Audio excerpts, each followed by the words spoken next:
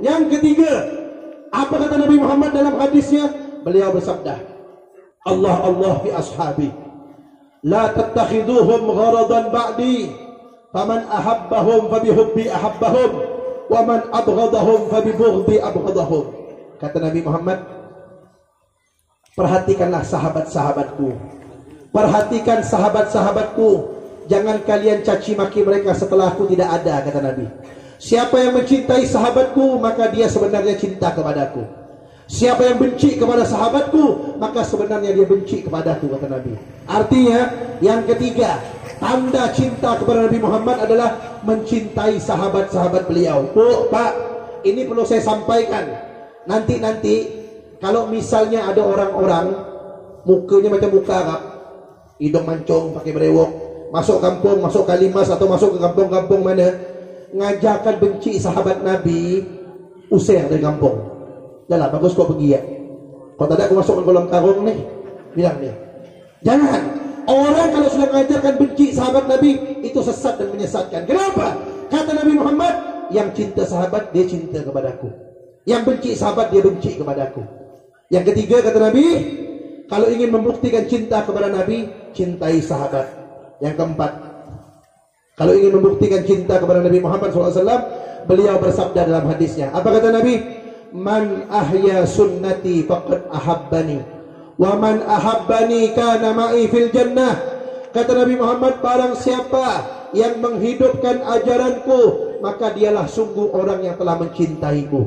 Siapa yang mencintaiku, dia di surga bersamaku, kata Nabi.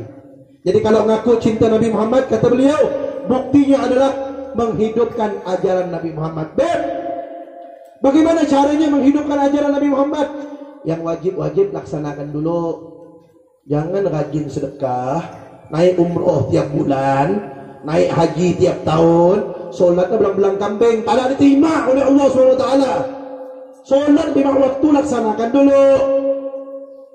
Usahakan di masjid. Nabi Muhammad itu tak pernah solat di rumah. Sekarang kan masjid luar biasa, banyak pakai AC masjid. Tapi kadang-kadang sedih saya tengok, yang azan Pak Ahmad, qomat Pak Ahmad ya, imam Pak Ahmad, makmum Pak Ahmad, lupa dia seorang terjogok itu. Tak ada orang lain solat. Masjid luar biasa lah, dia punya megahnya, pakai AC, pakai apa, tenggelam kaki kita mijak sejadah gitu. Tapi dia yang solat. Jangan solat, Bu. Laki-laki itu paling mulia solatnya di masjid. Kalau aku cinta Nabi Muhammad, hidupkan yang wajib-wajib dulu. Solat 5 waktu, usahakan di masjid. Apalagi yang wajib-wajib, puasa Ramadan, laksanakan. Jangan hari pertama sampai 25 rajin, 26 sampai 30 hilang. Kenapa? Sibuk ngecat rumah, tak ada baju apa. Hilang puasa. Yang ibu-ibu muka dah macam open dah. Nampak tak kuih lapis, kuih kering tiap hari di hadapnya? Dah ibu-ibu laksanakan lah. Allahumma ala sayyidina Muhammad. Yang wajib-wajib dulu laksanakan. Kalau wajib udah betul, baru tambah yang sunnah. Nah yang ibu-ibu, saya tengok-tengok, ini udah betul lah pakai kerudung ni, alhamdulillah. Jangan macam ibu-ibu belah sana tu, umur 30, pakai baju 15 tahun, baru tersembul sana, tersembul sini. Bu, tahu tak bu? Kata Nabi Muhammad, perempuan tu, kalau dia pakai kerudung ni, cuman sanggolnya, kata orang Jawa, kondenya, nyembol ke atas. Bawa kau betul kan semua itu dah. Kata Nabi Muhammad, kalau ada perempuan pakai kerudung, sanggulnya nyembol ke atas, jangankan nak masuk surga, nyium bau surga ya tak bisa. Padahal wanginya surga itu bisa dicium jarak 500 tahun perjalanan sebelum masuk surga di akhirat. Perempuan yang sanggulnya nyembol ke atas, haram nak masuk surga. Nyium wangi surga ya tak bisa, kata Nabi Muhammad. Nah, ini dah betul saya tengok ni, baju dah kendor-kendor. Jangan pakai baju ketat-ketat, tersembul sana, tersembul sini. Allahumma shalli ala sayyidina Muhammad. Dan bu, ingat bu, ini dah betul nih. Pakai kerudung dari atas sampai bawah tutup. Wajib tu laksanakan dulu. Apalagi kaki, pakai kaos kaki tutup. Kalau yang pakai cadar bagus. Yang tak mau pakai cadar tak apa-apa, boleh. Kata ulama sebagiannya bilang boleh tak pakai cadar dengan syarat 2. 1, mukanya tak terlalu cantik. Kalau mukanya terlalu cantik, sekiranya laki-laki pakai motor nengok muka dia bisa masuk parit, itu wajib dia pakai cadar. Bahaya kalau tak pakai cadar. Banyak kecelakaan lalu lintas nanti. Atau yang kedua, mukanya pada tak terlalu cantik, biasa-biasa ya. Tapi bedak 2 inci. Spion kanan kiri. Plus on eyeshadow. Wah, luar biasa. Mengkilat-kilat mukanya. Kalau perempuan macam itu, tutup. Ini kadang-kadang mohon maaf Bu, ya Allah. Perempuan itu sebenarnya paling banyak penghuni neraka itu perempuan. Bukan kata saya, kata Nabi. Paling banyak penghuni neraka itu perempuan. Apa sebabnya? Di antara sebabnya, kata Nabi, di antara sebabnya, yang pertama, payah jaga mulut. Tetangga beli kulkas, mulutnya merepek. Tapi bukan orang sini ya, benar. Saya tak ada minggung, ini orang sana. Mulut, gara-gara mulut yang pertama, perempuan banyak menjadi penghuni neraka. Yang kedua, kata Nabi Muhammad, penyebab terbesar perempuan masuk neraka adalah dia cepat melupakan kebaikan suaminya. Makanya ini perlu saya sampaikan, biar ibu-ibu tak masuk neraka. Yang kedua, cepat melupakan kebaikan suaminya. Suaminya tiap hari ngasih duit nafkah untuk belanja. Kadang-kadang belikan tas, belikan baju baru, daster koyak, belikan lagi baru, besok koyak, belikan lagi baru. Sabar luar biasa suami. Sekali ya suaminya salah. Suaminya salah sekali, apa kata dia? Abang ni tak sayang sama adik bang. Jahat abang ni, tak perhatian. Selama ini tu apa tak? Sekali suami salah, hilang semua kebaikan suaminya. Nah, itu sebab yang kedua, kata Nabi. Perempuan paling menjadi penghuni neraka terbanyak, kata Nabi Muhammad SAW. Tapi tenang, Bu, tenang. Walaupun perempuan paling banyak menjadi penghuni neraka, bapak-bapak entah lagi, saya ibu-ibu dulu. Tenang Bu, habis ini bapak-bapak, ibu dulu. Walaupun perempuan menjadi penghuni neraka terbanyak, Bu, tapi perempuan itu gampang masuk surga. Ya, perempuan itu gampang masuk surga. Syaratnya cuma 4 ya. Siapa yang bilang? Nabi Muhammad SAW. Apa kata Nabi dalam hadisnya? Perhatikan ibu-ibu. Perempuan gampang masuk surga. Pintu surga ada 8. Perempuan bisa milih lewat pintu yang mana saja mau masuk. Tinggal pilih. Syaratnya 4. Apa kata Nabi? Idza shallatil mar'a khamsaha wa shamat syahraha wa hafizat farjaha wa ata'at zawjaha qila laha udkhulil jannah min ayyi abwabil jannah syi'ti. Kata Nabi Muhammad, apabila perempuan sudah melaksanakan solat 5 waktunya dijaga, gampang. Yang kedua, puasa di bulan Ramadan, gampang. Yang ketiga, menjaga kehormatannya, tidak buka aurat, tidak selingkuh, gampang. Yang keempat, taat sama suaminya. Ini taat sama suami ini gampang-gampang susah nih. Tapi kata Nabi Muhammad, kalau 4 ini bisa dilaksanakan, solat 5 waktu dijaga, puasa di bulan Ramadan, jaga kehormatannya, taat sama suaminya, di akhirat akan dipersilakan. Silakan masuk surga lewat pintu yang mana saja, tinggal pilih. Pintu surga ada 8. Tuh Bu, solat 5 waktu gampang, puasa gampang, jaga kehormatan gampang. Yang nomor 4 nih, taat sama suami. Ingat Bu, Pak, taat sama suami itu jangan bulan muda ya, bulan tua pun taat. Ada ibu-ibu belah sana tuh. Kalau bulan muda datang, tanggal muda, suaminya berpantun. Apa kata suaminya? Dedek, buah kecapi, buah kedondong, kopi dong, kata suaminya. Oh, dia pun ketik-ketik lah datang bawa ceper ni. Kopi segelas, belodang, bakwan, kokes, koket, macam-macam kue. Suami pun tanya, Dek, abang kan cuma minta kopi ya Dek, banyak benar gak kue yang kau kasih ini Dek? Apa kata dia? Istri soleha bang, kata dia. Begitu masuk bulan tua, ujung bulan, suami bantun. Apa kata suaminya? Dek, buah kecapi, buah kedondong. Dia pun balas. Apa kata dia? Bang, daun seledri, buah kedondong, bikin sendiri dong, kata dia. Mau bulan tua, bulan muda, bulan janda, bulan perawan, tetap taat sama suami, Bu. Kalau mau masuk surga lewat pintu yang mana saja. Tuh, apalagi kalau mau masuk surga bersama putri Nabi Muhammad, Sayyidah Fatimah. Sayyidah Fatimah tu Bu, nanti beliau masuk surga lewat Siratal Mustaqim. bersama wanita-wanita solehah. Mudah-mudahan ibu semua termasuk. Perempuan, istri-istri kita, anak-anak kita masuk semuanya, amin. Sayyidah Fatimah begitu mau lewat Siratal Mustaqim bersama wanita-wanita solehah, yang ada di situ semuanya suruh pejamkan mata, tundukkan kepalanya. Beliau lewat bersama wanita solehah, Siratal Mustaqim bagaikan petir yang menyambar, langsung masuk surga. Tapi ada syaratnya. Kalau ingin bersama Sayyidah Fatimah, apa syaratnya? Selain 4 tadi itu, tambah 3 ke. Apa syaratnya 3 ini? Tak payah. Kata Nabi, idza ra'aitaha sarratka. Istri solehah itu tandanya, kata Nabi, apabila kamu lihat kamu senang, menyenangkan suami. Yang kedua, idza amartaha ata'atka. Kalau kamu suruh dia taat. Yang ketiga, wa idza ghibta anha hafizat nafsaha wa malak. Atau kama qala. Kalau kamu tidak ada, dia menjaga diri dan harta suaminya. Tuh 3 tanda istri solehah.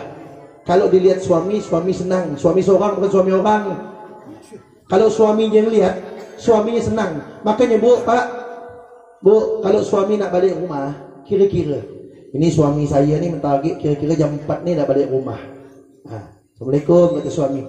Sebelum itu tuh bersolek lah dulu, mandi, pakai Rexona biar tak bau jahanam ke dia tu,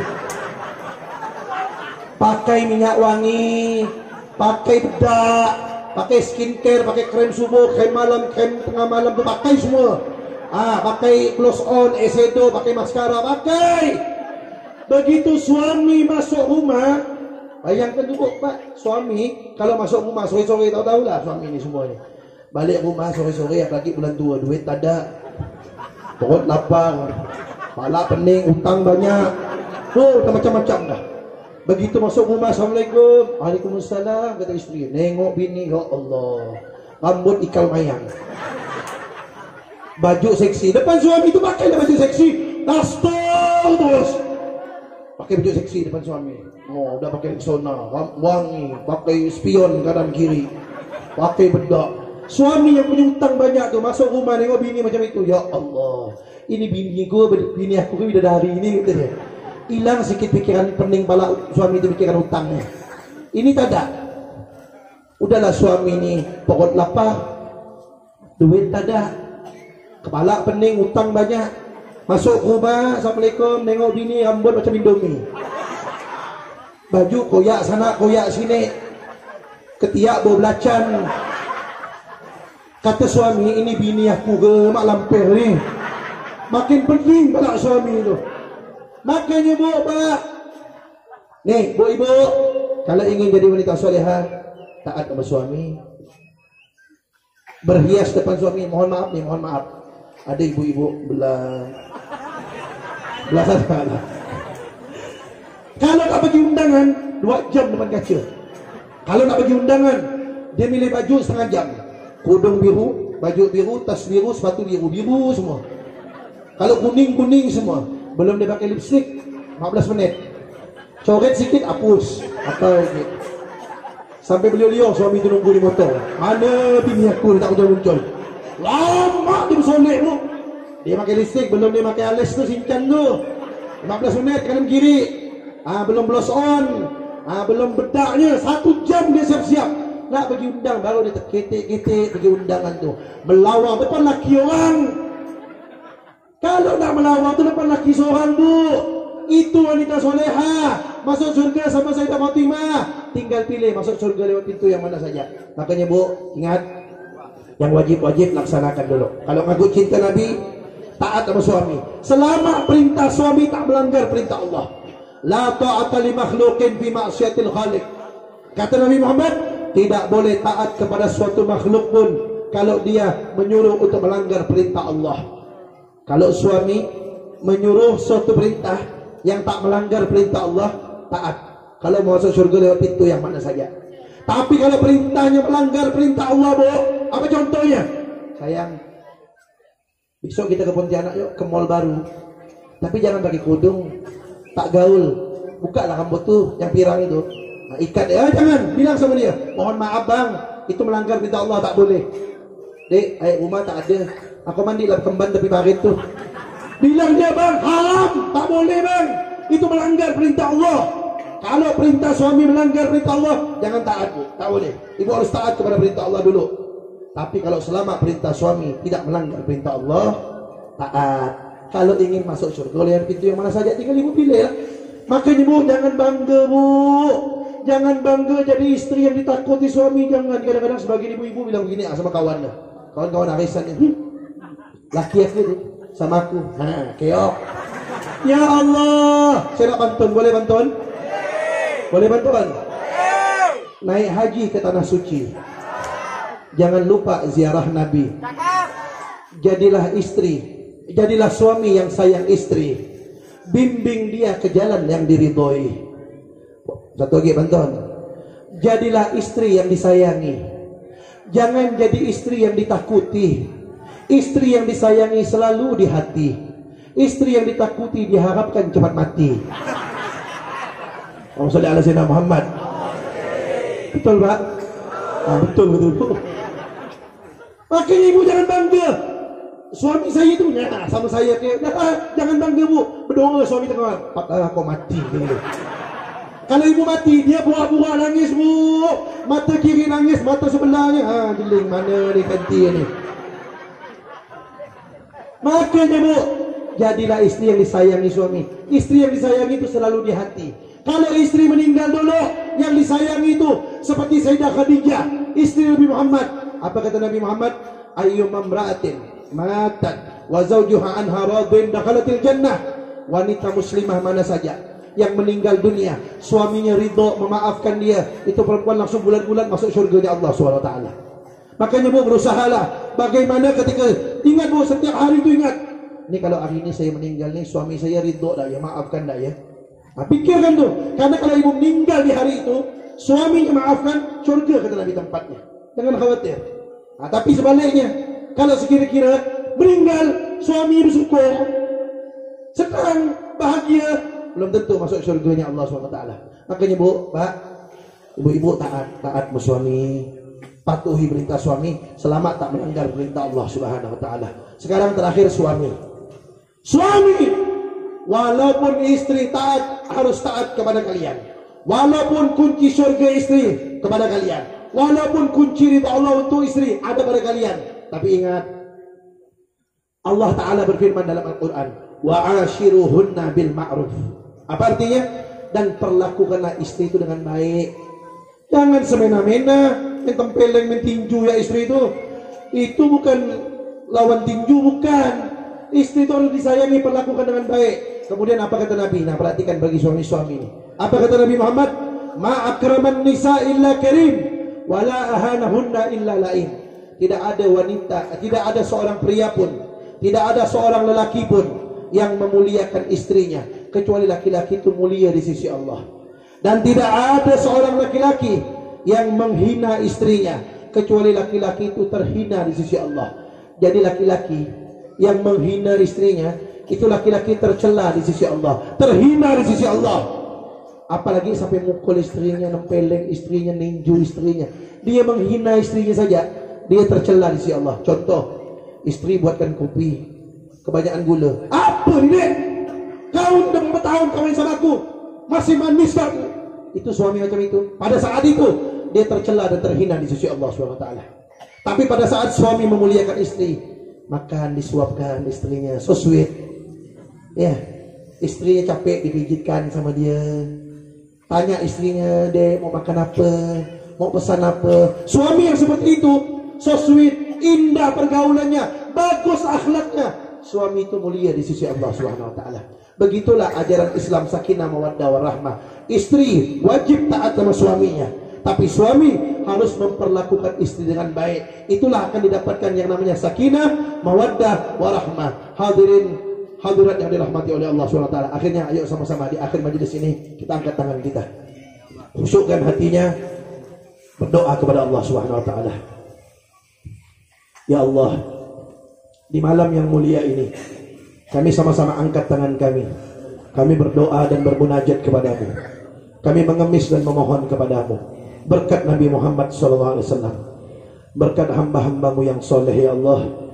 Wabil khusus berkat Habib Hussein bin Ahmad Al-Gadri, berkat Habib Sultan Abdul Rahman bin Hussein Gadri, berkat Al-Habib Sultan Idrus bin Abdul Rahman Al-Idrus, berkat Sahibul Hal Al-Habib Syekh bin Muhammad Segaf, berkat Sahibul Hal Al-Habib Salim bin Abdullah Al-Mutahhar.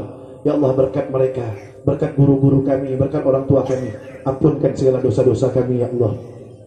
Terima taubat kami, maafkan kesalahan kami. Ya Allah, kami sadar kami banyak dosa ya Allah, kami banyak salah, kami banyak khilaf, tapi kami yakin ampunan dan rahmat-Mu lebih luas dari dosa-dosa kami. Ya Allah, ampunkan juga dosa kedua orang tua kami, ayah ibu kami ya Allah, yang telah membesarkan kami, yang telah mendidik kami, yang telah banyak berkorban untuk kami. Ampunkan dosa ayah ibu kami ya Allah, maafkan kesalahan mereka, angkat derajat mereka. Ya Allah, di antara orang tua kami ada yang sudah meninggal dunia, sekarang mereka berada di alam kubur. Kami mohon ya Allah, luaskan kuburan mereka, lapangkan kuburan mereka, terangkan kuburan mereka, jadikan kuburan mereka taman dari taman surga. Ya Allah, sayangi mereka, jangan Kau siksa mereka ya Allah, karena Engkau Maha Pengasih, Maha Penyayang. Ya Allah, ampunkan juga dosa guru-guru kami, anak istri dan keluarga kami, serta dosa kaum muslimin, muslimat, mukminin, mukminat. Ya Allah, panjangkan umur kami, orang tua kami yang masih hidup, guru-guru kami, anak istri dan keluarga kami, serta orang-orang yang kami sayangi dalam keadaan sehat walafiat, taat ibadah kepadamu, dalam ridha dan keberkahan-Mu. Ya Allah, jadikan anak keturunan kami, murid-murid kami, hamba-hamba-Mu yang soleh solehah, yang taat kepadamu ya Allah, yang membanggakan Nabi Muhammad, yang meneruskan perjuangan Nabi Muhammad, yang menyenangkan orang tuanya dari dunia sampai akhirat. Ya Allah, kami sadar kami pasti meninggal dunia. Apabila tiba ajal kami, tinggal rumah kami ya Allah, tinggal kendaraan kami, tinggal jabatan kami, tinggal investasi kami, tinggal harta benda kami, bahkan tinggal keluarga yang kami cintai. Ya Allah, apabila tiba waktunya kami kembali kepadamu, cabut nyawa ini dalam keadaan husnul khatimah. Ya Allah biha, ya Allah biha, ya Allah bihusnil khatimah. Ya Allah, izinkanlah mata yang banyak dosa ini ya Allah, untuk bisa melihat wajah indah Nabi Muhammad. Ya Allah, izinkanlah tangan dan bibir yang kotor ini ya Allah, untuk bisa memegang dan mencium tangan Nabi Muhammad. Ya Allah, izinkanlah badan yang penuh dengan noda dan dosa ini ya Allah, untuk bisa memeluk badan mulia Nabi Muhammad. Ya Allah, izinkan kami yang banyak dosa dan maksiat ini ya Allah, untuk bisa duduk dekat Nabi Muhammad. Izinkan kami, orang tua kami, guru-guru kami, anak istri dan keluarga kami, serta orang-orang yang kami sayangi ya Allah, masuk surga bersama Nabi Muhammad. Ya Allah, jangan Kau haramkan mata ini ya Allah, sebelum Kau wafatkan kami dari dunia ini, kecuali Engkau anugerahkan kepada kami untuk bisa mimpi Nabi Muhammad, bisa melihat wajah indah beliau ya Allah. Ya Allah, kami rindu sama Nabi Muhammad ya Allah. Ya Allah, kami rindu dengan Nabi Muhammad ya Allah. Jangan Kau haramkan kami syafaat Nabi Muhammad. Jangan Kau haramkan kami ya Allah, untuk bisa melihat wajah indah beliau ya Allah. Sebagaimana para sahabat bisa melihat wajah indah beliau, takdirkan kami juga ya Allah, untuk bisa melihat wajah indah beliau ya Allah, dari dunia sampai akhirat. Ya Allah, sejahterakanlah Indonesia dan rakyat Indonesia ini ya Allah. Berkahilah Indonesia dan rakyat Indonesia. Berilah kami pemimpin, pejabat, aparat yang baik, yang taat kepadamu, yang cinta kepada rakyatnya, yang pro kepada rakyatnya, yang cinta Islam, yang pro kepada rakyat, yang hormat kepada para ulama, yang mensejahterakan rakyatnya ya Allah. Ya Allah, jauhkan Indonesia dan rakyat Indonesia dari segala macam musibah, bencana, malapetaka dan wabah penyakit ya Allah. Rabbana atina fid dunya hasanah wa fil akhirati hasanah wa qina adzabannar. Ya Rabbi bil Mustafa balligh maqasidana waghfir lana ma madha ya wasi'al karami. Sallallahu alaihi wasallam Muhammad wa alihi wasallam. Alhamdulillahi rabbil alamin. Astaghfirullah rabbal baraya. Astaghfirullah minal khataya. Astaghfirullah rabbal baraya. astaghfirullah minal khataya. Terima kasih atas segala perhatian. Mohon maaf atas segala kekurangan. Usikum wa nafsi bitaqwallah. Hadani Allah wa iyyakum ila siratal mustaqim. Assalamualaikum warahmatullahi wabarakatuh.